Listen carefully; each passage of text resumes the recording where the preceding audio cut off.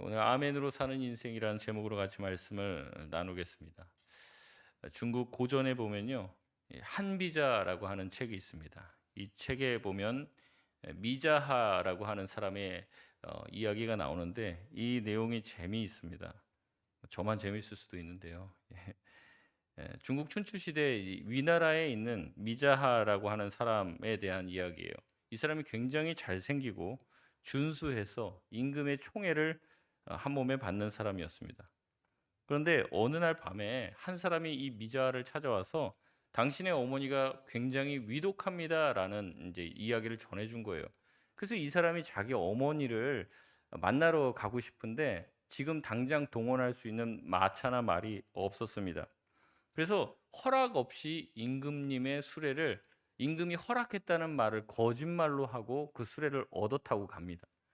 이제 그때 당시에 이제 임금의 수레를 함부로 허락 없이 타는 사람은 월형에 처한다고 했습니다. 월형이 뭔지 아십니까? 발목을 자르는 이 형벌입니다. 그렇기 때문에 함부로 탈 수가 없었어요.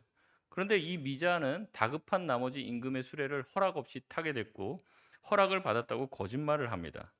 나중에 이 일에 대해서 임금이 알게 되죠. 근데 이 임금이 미자를 사랑했습니다. 좋아했죠. 그래서 어떻게 하냐면 참 효자다. 얼마나 어머니를 사랑했으면 다리가 잘리더라도 그 어머니를 보고 싶은 마음에 그렇게 거짓말을 할 수 있었겠냐. 자기 다리를 걸고 거짓말을 하고 갔으니 참 효자다. 이렇게 해석을 하고 칭찬을 했다는 거예요. 또 하루는 임금이 이제 과수원에 갔습니다. 이 미자가 복숭아를 딱 집어들었어요. 근데 먹었는데 하도 맛있어서 먹다가 임금이 옆에 있으니까 임금님 좀 드셔보세요 하고 먹다가 반쯤 먹다가 준 거예요. 그러니까 임금이 그걸 보고 뭐라고 얘기하냐면, 야 얼마나 나를 끔찍이 사랑하냐. 자기가 먹다가 너무 맛있으니까 자기 혼자 먹지 않고 나에게 주다니 참 그의 마음이 참 곱다. 이렇게 이야기를 했습니다. 그런데 뒤에 시간이 흐르고 이 미자가 점점 나이가 먹고 얼굴이 거칠어지고 임금이 봤을 때 그렇게 아름다워 보이지 않게 되자 임금의 마음과 사랑이 식은 거예요. 그래서 인제 그가 어떤 실수를 하게 되는데 임금이 미자를 바라보고 뭐라고 얘기하냐면 "이놈 보니까 옛날부터 싹수가 노랬다. 임금을 속이고 말이야 임금의 명령이라고 마차를 훔쳐 타고 다니질 않아. 지가 먹다가 남은 복숭아를 주질 않나. 옛날부터 내가 안 그래도 죽이려고 했다." 그렇게 하면서 처벌을 내렸다는 거예요. 이 평가가요, 같은 일을 해도 그 사람의 마음의 상태에 따라서 언제는 굉장히 효심이 갸륵하고 또 나를 사랑하고 이렇게 해석이 되는데 시간이 지나고 그 사람에 대한 평가와 생각이 달라지면 했던 행동은 그대로죠. 그런데 어떻게 돼요? 그 행동에 대한 평가가 변하고 달라지더라는 거죠.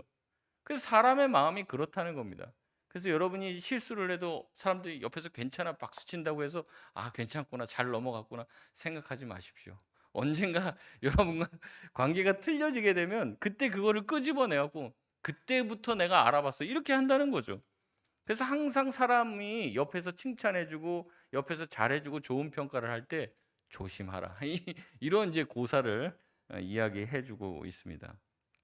오늘 본문에 나오는 사도 바울도 이 고린도 교회와의 관계가 그와 같았어요. 고린도 교회를 세운 것은 사도 바울입니다. 자기가 개척을 했으니 얼마나 많은 사람들에게 칭찬과 존경을 받았겠습니까? 그런데 바울이 그 교회에만 있지 않았죠. 가르치고 오랫동안 키우고 난 후에는 이제 자리를 옮겨서 다른 데 선교를 가고 다른 곳에 개척하려고 떠났습니다.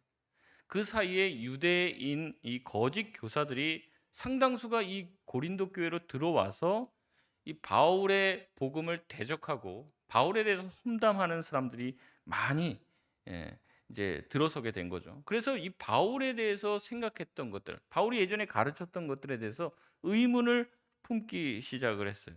근데 그 소식이 다시 바울에게 들어갔습니다.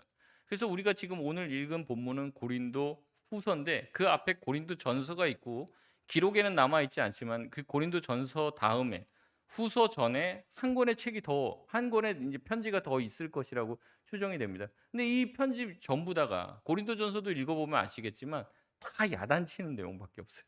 "야 너네 이거 잘못했다. 저거 잘못했다. 너네 왜 내가 그렇게 안 가르쳤는데 왜 그러냐?" 그래서 고린도 전서를 읽다 보면은 계속 혼나는 얘기밖에 없어요. 그러니까 고린도 교인들이 처음에는 바울을 굉장히 존경했죠. 근데 이제 거짓 교사들에게 바울에 대한 험담을 들었어요. 바울이 가르친 복음이 뭔가 문제가 있다. 바울은 믿으면 된다고 얘기했지만 그렇지 않다. 구약을 봐봐라. 거기 할례도 받아야 되잖아. 율법도 지켜야 된다. 막 근데 거기에 사람들이 흔들리기 시작한 거예요. 바울에 대해서 막 험담을 하는 거예요. 바울 봐라. 지 병도 못 고치더라. 근데 남의 병 고친다고 돌아다니는 거 보면 얼마나 우스꽝스럽냐.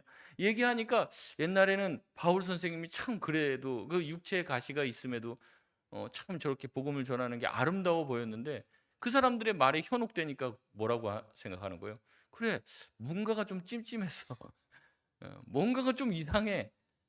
그래, 바울이 정말 예수님을 봤을까? 뭐 이런 의문들을 품기 시작하는 거예요. 그래서 바울을 삐딱한 시선으로 바라보게 되었습니다. 그래서 이제 바울이 보낸 편지에 대해서 긍정적으로 받아들이지가 않는 거예요. 바울이 야단치고 그렇게 얘기하는 것들이 간섭이라고 생각하는 거죠.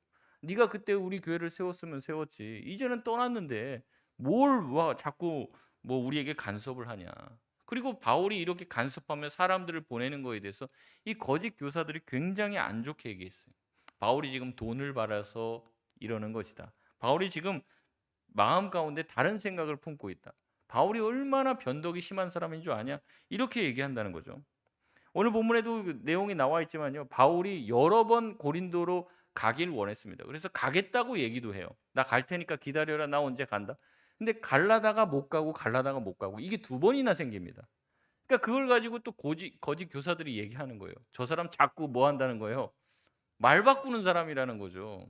그리고 깊이 숙고하고 생각하고 사람이 말을 뱉어야지 간다고 했다가 조금 있다가 또 못 간다고 그랬다가 이래라 저래라 한다. 이게 자꾸 왔다 갔다 변덕스럽고 경솔한 사람이다라고 비난을 받는 거예요. 그전에는 그가 사도라는 사실을 의심하지 않았지만 이제는 그가 사도라는 사실까지도 의심하는 지경에 이르렀습니다. 도대체 그 사람이 예수님을 따라다닌 적이 있냐? 아니면 다른 사도들, 12사도의 다른 사도들에게 무슨 추천장을 받은 적이 있냐? 근본적인 이 의문을 들게 된 거죠. 그러니까 사도 바울에 대해서 이 가지고 있었던 생각이 예전만 같지 않은 상태가 된 것이에요. 여러분 이런 이야기를 들으니까 바울이 얼마나 마음이 속상하겠습니까? 자기가 얼마나 그 교회를 위해서 눈물과 땀과 피를 다 흘렸는데 이제는 그 거짓 선지자들의 선동에 넘어가서 흔들리는 이 고린도 교인들을 보면서 마음이 아픈 거죠. 그래서 바울이 오늘 편지를 쓰면서 이렇게 얘기합니다.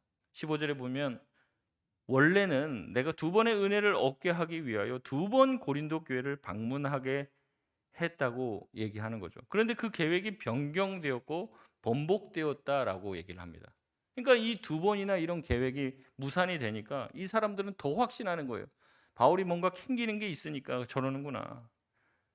계획도 없이 대충 저렇게 약속하고 또 약속을 바뀌는 앞뒤가 다른 사람. 그래서 뭐라는 거예요? 앞에서는 예 하고 뒤에 가서는 어떻게 한다는 거예요? 실제 행동은 아니요 하는 행동. 말과 행동이 다른 사람이다라고 하는 이 오해를 받고 있는 상황이었다라고 얘기한다는 거죠. 바울은 다시 한번 자기 자신을 변호하며 이렇게 얘기합니다. 우리 17절, 18절 말씀 우리 같이 한번 읽겠습니다. 시작. 이렇게 계획할 때 어찌 경솔히 하였으리요? 혹 계획하기를 육체를 따라 계획하여 예예 하면서 아니라 하는 일이 내게 있겠느냐? 하나님은 미쁘시니라. 우리가 너에게 한 말은 예하고 아니라 함이 없노라. 아멘. 이 말이 배경을 잘 모르면 이해하기 쉽지 않은 말이에요. 뭐냐면 바울이 자기가 계획을 할 때 어찌 경솔히 계획했겠냐. 너희들이 아는 나는 그런 사람이냐. 내가 어찌 경솔하게 행동하고 말하던 사람이냐. 내가 계획을 세울 때는 아주 신중하고 반드시 가야 될 필요가 있기 때문에 계획했고 가려고 했다는 거예요. 내가 어떻게 앞에서는 예하고 뒤에 가면서 아니라 하는 일이 나에게 있겠느냐는 거예요. 그러면서 18절에 뭐라고 얘기합니까? 하나님은 미쁘시니라. 이게 뜬금없는 말같이 느껴지는 거예요. 이 미쁘시다는 말은 믿을만 하시다라는 뜻입니다. 갑자기 자기의 계획이 변경됐던 일들에 대해서 얘기하며 나는 그렇게 계획을 함부로 세우거나 함부로 바꾸는 사람이 아니다라는 얘기를 하고 뭐라고 얘기하는 거예요? 하나님이 미쁘시다. 우리가 너에게 한 말은 이해하고 아니라 함이 없다라고 얘기하는 겁니다. 이 말이 무슨 말이냐면 나는 신중하게 두 번이나 너에게 갈 계획을 세웠지만 내가 이 계획을 바꿀 수밖에 없었던 이유는 하나님이 미쁘시기 때문에 그렇다라고 얘기하면서 하나님에 대한 이유를 대는 겁니다. 바울은 예전에 2차 전도 여행을 떠나며 소아시아 지방으로 가려고 했습니다. 하지만 성령께서 막으시고 이 마게도냐 지방 사람을 꿈에 나타나고 환상 중에 보게 하셔서 이 고린도 지역, 이 마게도냐 지역으로 오게 해서 복음을 전하게 했다는 거죠. 그 마게도냐 지역 사람이 바로 고린도 지역입니다.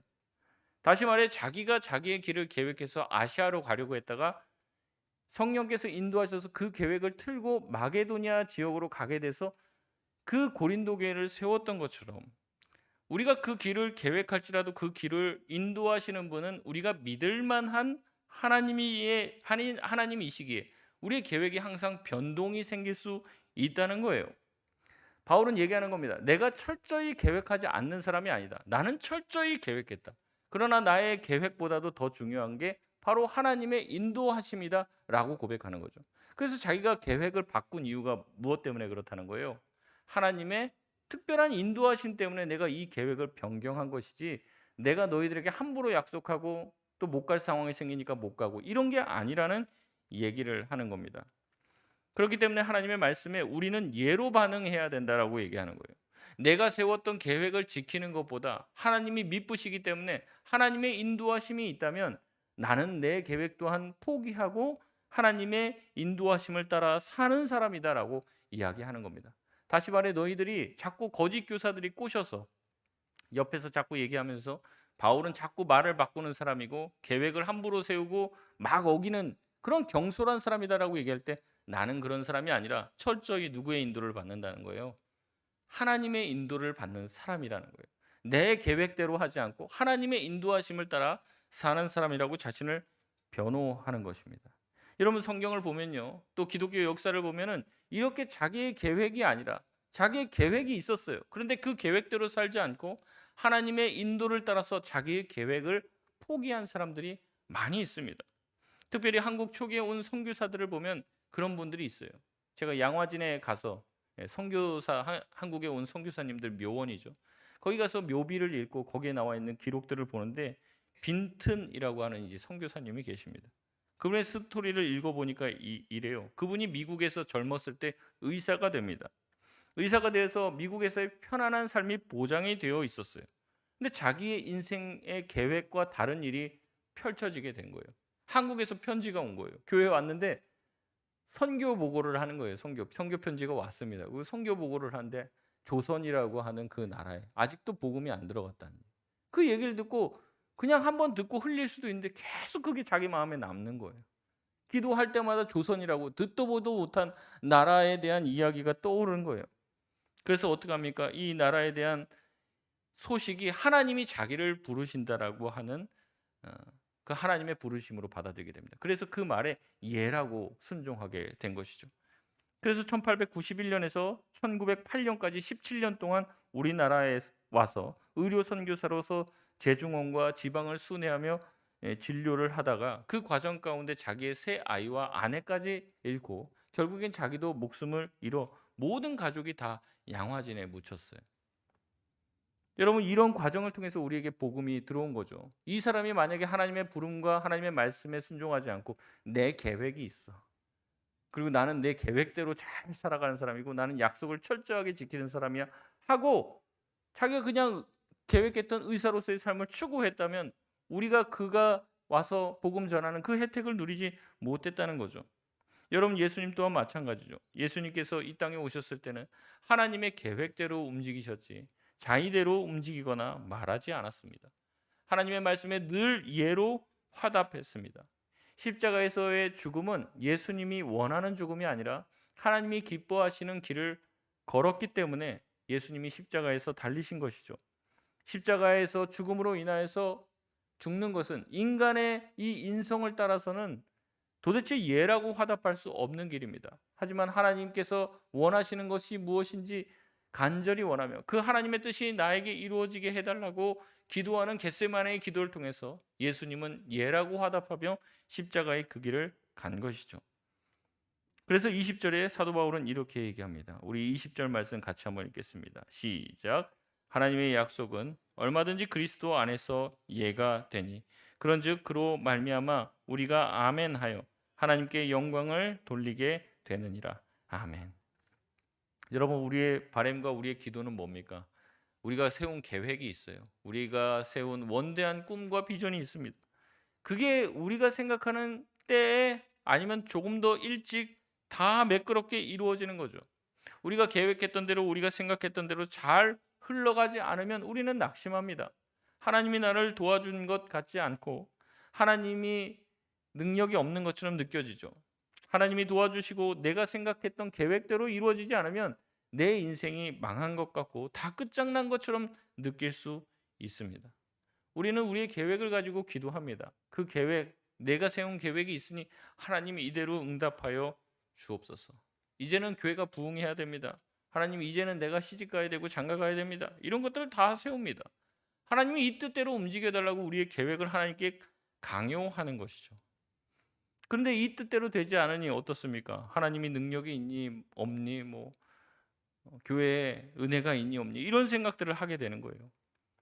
뭔가를 하나님께서 우리에게 원하실 때도 계속 우리는 그런 겁니다. 내 계획을 앞서 내세우는 거죠.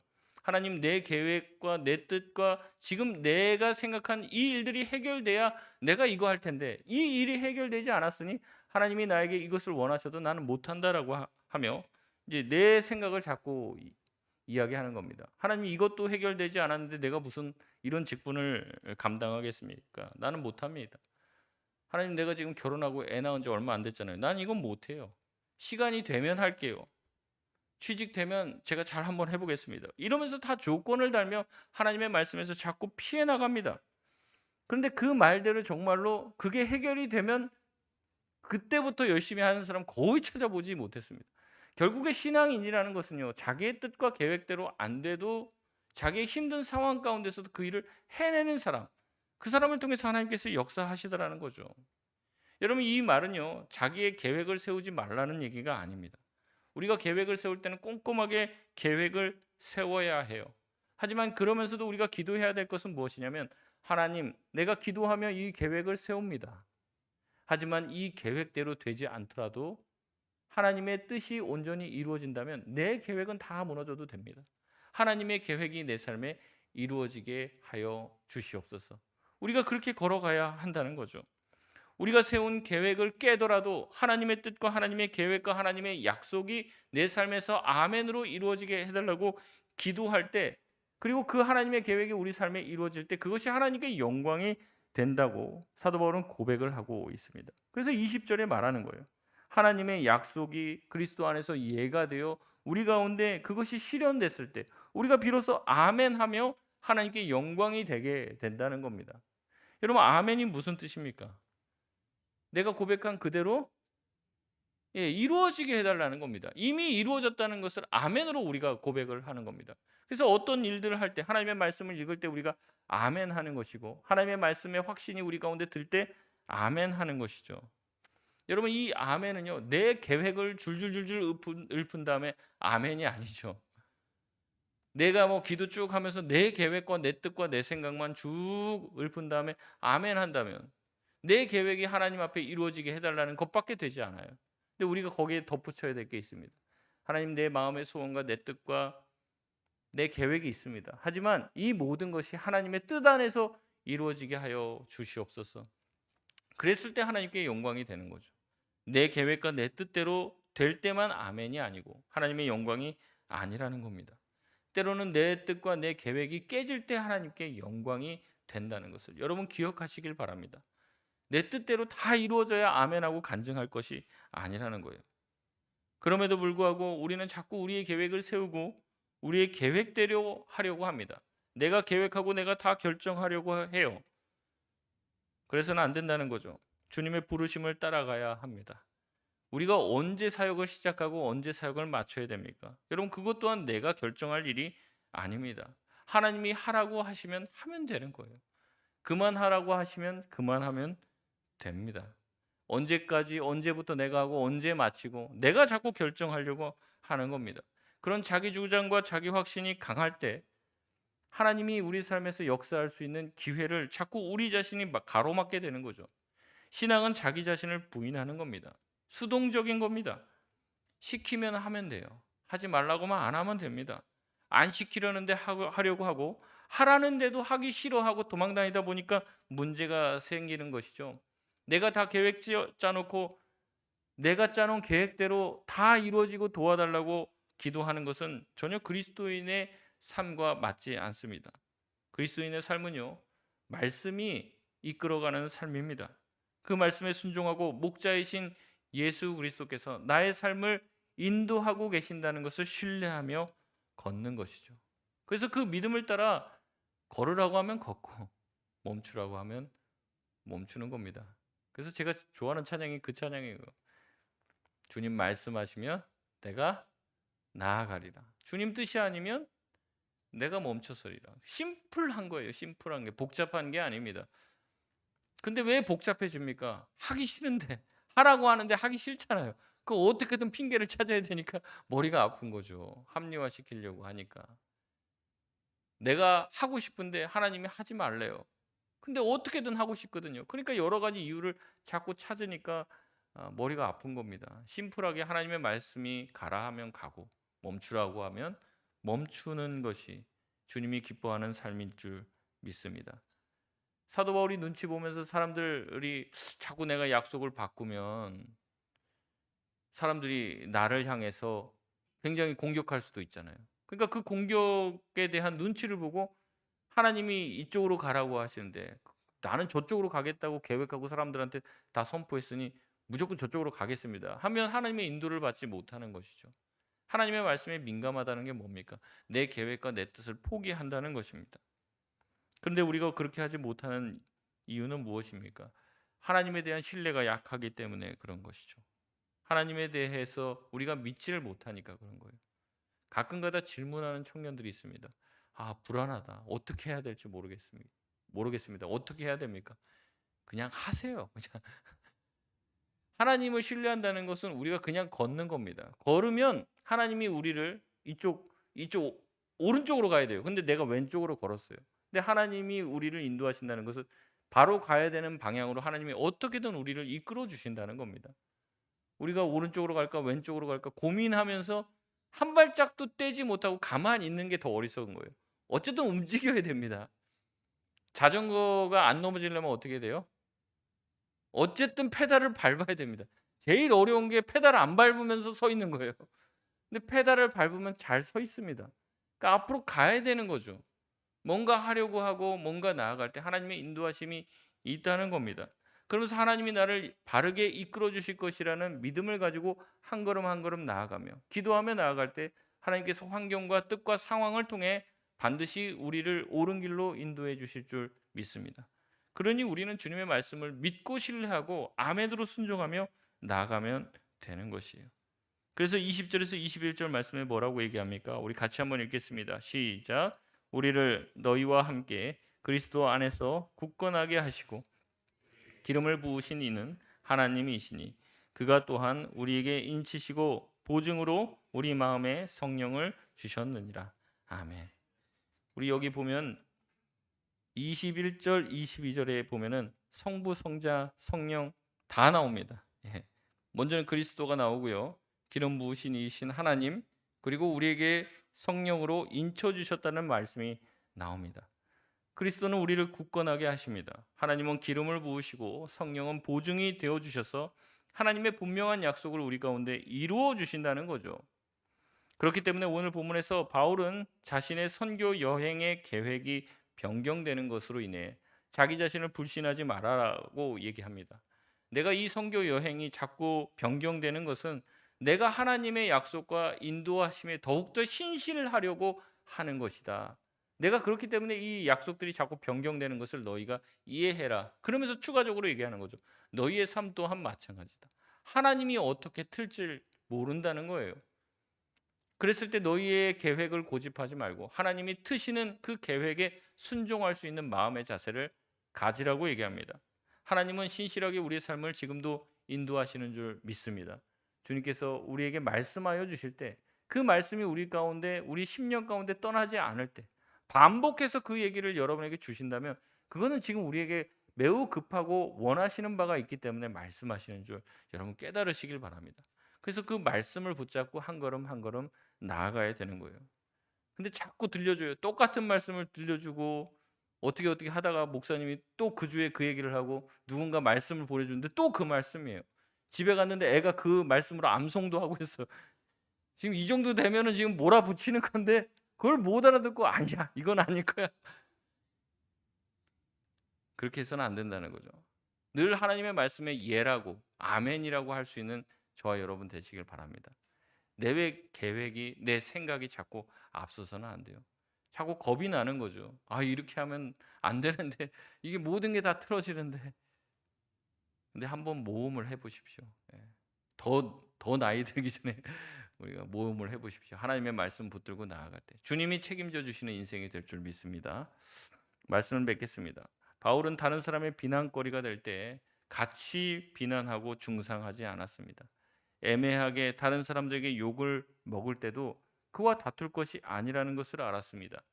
자기는 그리스도만 바라보고 그리스도의 인도만을 붙잡고 살았기 때문에 그들이 뭐라고 하든지 상관없었습니다. 그리고 그들의 연약함과 부족함까지 덮어주며 하나님의 말씀에 더욱더 순종하는 삶을 살려고 애썼습니다. 하나님께서 우리 많은 죄 많은 인생들을 하나님은 우리를 향해 아니오라고 거절하지 않고 예로 받아주셨다면 그리스도께서도 많은 사람들을 예로 받아주셨다면 또한 사도 바울도 하나님 앞에서 사람들 앞에 예가 되려고 힘썼다면 우리 또한 한 사람 한 사람이 하나님의 말씀에 순종하기를 애쓸 수 있는 저와 여러분 되시길 바랍니다. 그래서 하나님이 우리를 향해서 가지고 계신 선한 뜻이 있어요. 우리를 반드시 주님이 기뻐하시는 길로 인도하실 것입니다. 우리가 늘 그것을 기억하며 주님의 말씀이 우리 마음에 닿을 때 그 말씀에 늘 아멘할 수 있는 저와 여러분 되시길 바랍니다.